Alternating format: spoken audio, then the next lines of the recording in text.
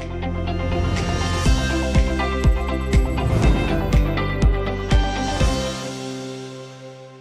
back to Market Makers on Promo Go TV. I'm your host, Rusty Pepper. On Market Makers, we explore the fascinating world of wine, beer, and spirit makers and the stories behind these amazing brands. Joining us today is Conley Fitzpatrick, the CMO of Dano's Tequila. Welcome to the program, Conley. Thank you. Happy to be here. Glad you're able to do it. So I love the background you have there behind you. So let's talk about your background and how your journey how you got to Dano's. Yeah, so I started my career on the agency side. I spent about 7-8 years working on the agency side and on a variety of different verticals. So I worked on consumer health products, I worked on financial services, but my favorite client that I had initially was Pernod Ricard. I worked on their wine and champagne portfolio, managing their consumer promotions nationally. And it really just sparked my interest in the spirits world as a whole. But I wanted to, be well-rounded. So I worked on a few other things. After working on Pernod, I went and was a brand manager at the USTA and did a variety of other things. But Diageo ended up being a client of mine. I got pulled back in.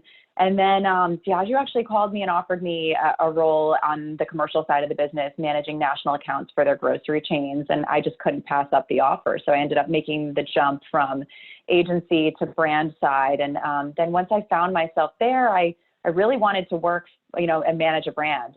So my first brand that I managed over there was Deleon Tequila, which was an incredibly great experience. And obviously good training for what I'm doing now. And then I worked on Ciroc Vodka as well. And after Diageo, I got this opportunity to work on Dano's Tequila, which was a brand that was exciting for a number of reasons, which I'm sure we'll get into. But that's kind of how I ended up here.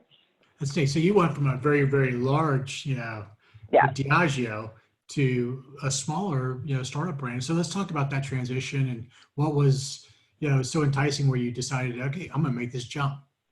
Yeah.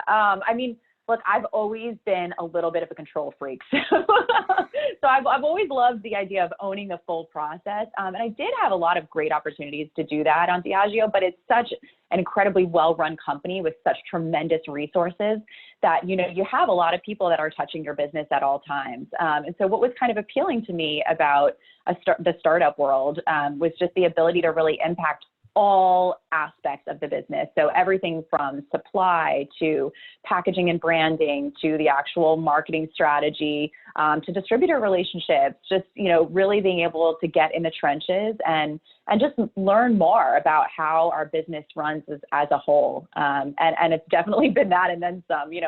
It's the hardest I've ever worked in my career, and I have a very strong work ethic, but this is a whole other level being in it, at the ground floor like this. But it's just been a tremendous learning experience, and I've got a great leader in our CEO, Chris Timmerman, who's just done such an incredible job building the brand to this point, and just we've got a wonderful national account sales director, so we're a lean team, but we're out there, making it happen. That's great. I would imagine it's like drinking from a fire hose. Yeah, exactly. Because you're learning something new every day when you're at the ground level and coming up. So let's talk now about Dano's. What's the history of the brand? What makes it unique? All those fun things. Yeah. So the first thing that I did when I was approached by the team at Dano's about the job is I tasted the liquid.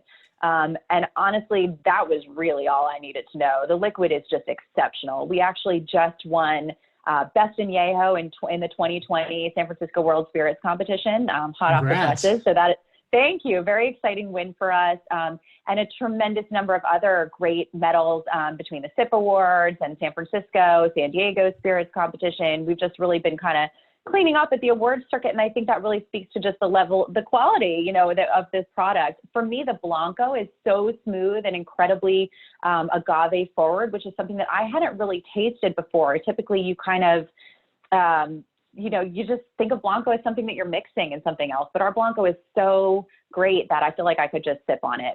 So that for me was really huge. But then when I learned about the story, it made it even that much more exciting because as a marketer, I thought here's really an opportunity for me to tell, this this great background that we have on this brand. So it's interesting because we're a new brand to the US, but the liquid is incredibly old. So what happened was Dano, of Dano's Tequila, of course, is a guy that lives out in Steamboat, Colorado. I actually have yet to meet him, but I can't wait because by all accounts, he is just one of the most fun, eccentric, cool people around. And so Dano is a big lover of pineapple and jalapeno. So he had been taking Blanco off of the shelf and just infusing it himself. He lived out in Steamboat, as I mentioned, and he would have a bunch of parties and have people over. And you know, that whole thing where people are like, you got to bottle this. It's so good.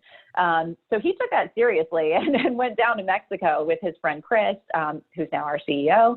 And they happened upon a distillery called Hacienda del Reyes, which is the second oldest distillery in Mexico. It's still family owned. It's one of the few distilleries down there that isn't mass producing tequila for, you know, many, many brands. With the boom in the tequila category, that's just really what you're getting now. And so you could be drinking 3 different brand names, but pretty much the same exact liquid. So ours is really unique in that way. And so they ended up being able to pull in their Blanco, Reposado, and Añejo in addition to the infusion, which is also now made by the Hacienda down there. I think the biggest thing for me is that it's all 0 additives. Which is huge. So even our infusion has no additives, no preservatives. I mean, they use vitamin C just to kind of keep it from discoloring, but it's all natural, which is incredible. I mean, that's what consumers want with all these holistic and wellness trends in the market. So being able to really credibly say that, you know, we're just using volcanic spring water and agave, and we're doing it all the right way. You know, we're letting our agave plants mature a full 8 years. It's the best possible story you could get, right? I mean, it's run by a woman named Sylvia, so I loved that. You know, I could go on and on about the story, but bottom line is it's incredibly well-made tequila, and it shows in you know, the taste of the liquid. Yeah. I think from a marketer standpoint, having a good story that you can really sink your teeth into makes it just so much more fun, because really when you think about tequila, it is a fun, you know, it's a fun category. You know, alcohol in general is fun. But then you get tequila. I mean, there's a lot of celebration. You know, that to me, that's celebration.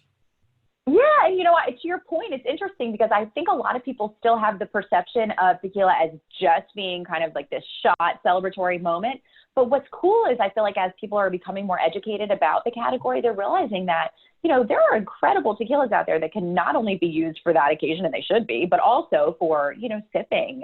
You know, our Añejo almost reads like a cognac. You know, you put that on a nice big whiskey cube of ice and just sip. And I think that's always really fun for me to see when I've been at events, which are obviously at a standstill right now. But, you know, when you have people taste some of the more aged expressions and their wheels start turning, you know, I've had people say, man, I could imagine this in an old fashioned, or, you know, another classic cocktail that you would traditionally, you know, assume would be a whiskey or a bourbon. So it's really fun. So let's talk about that. So what is your favorite way to drink Dano's? Okay. So I'm a purist. I think our Añejo is the most incredible thing on the planet, and I just sip it with a cube of ice. But that said, I highly recommend our infusion in a spicy margarita. So if you're gonna, you know, want something mixed up, I think that, you know, a lot of people infuse their own. I think we do just as well, if not better of a job on that. And it's simple to make and it's delicious. So I would say spicy margarita or Añejo neat. Like that. So last question for you.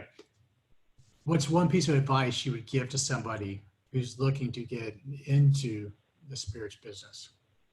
I would say take as many different roles as you can, you know, working on sales, marketing, the commercial side of the business, meet with buyers, you know, get out there and just learn as many different aspects of the business as you possibly can. If you can find your way into a brand management role, I think that's also a tremendous way to learn the finances of the business, right? To own a P&L and to really understand, you know, the data behind, you know, what makes brands work, you know, understand how your marketing spend is impacting your business from every aspect. So just get as much experience as you possibly can, get out of the trade, do ride-alongs with distributors, just soak it all in.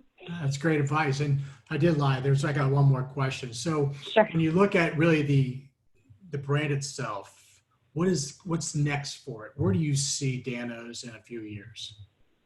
Yeah, well, what's really interesting is with the situation that we found ourselves in right now with the coronavirus and with, the shutdown of on-premise restaurants and bars, we've had to get creative, and it's actually pretty cool. It's made me think really differently about our marketing strategy, which was very commercially grounded prior to this, and really all about driving liquid to lips through samplings and events. And things of that nature, a brand ambassador program, which required, people to be out meeting with people in person. So I think this is, you have to find the silver lining in everything. And we've had a lot of success just in the past week with, different mediums that we never considered. We're running virtual happy hours every Friday, and we're getting to know people through that channel. We're thinking differently about our e-commerce approach. So I think we'll be well positioned to come out of this thing, on top and with a wider ability to reach more people. So I'm actually really excited to see where we go from here. I think the innovation and the transformation that's going to be taking place across multiple industries because of this, quarantine is going to be, it's going to be impressive. I mean, it's painful right now, but when we come out the other end of it, I think businesses are going to really look back and go, wow, we are way better now than we were because of it. I agree. I totally agree. Forces behavior change. So anyways. Exactly. Well, Conley, I really appreciate all of your great insight and sharing more about Dano's Tequila. And if you'd like to learn more about Conley and Dano's Tequila, please visit us at promogocrm.com and check out our blog.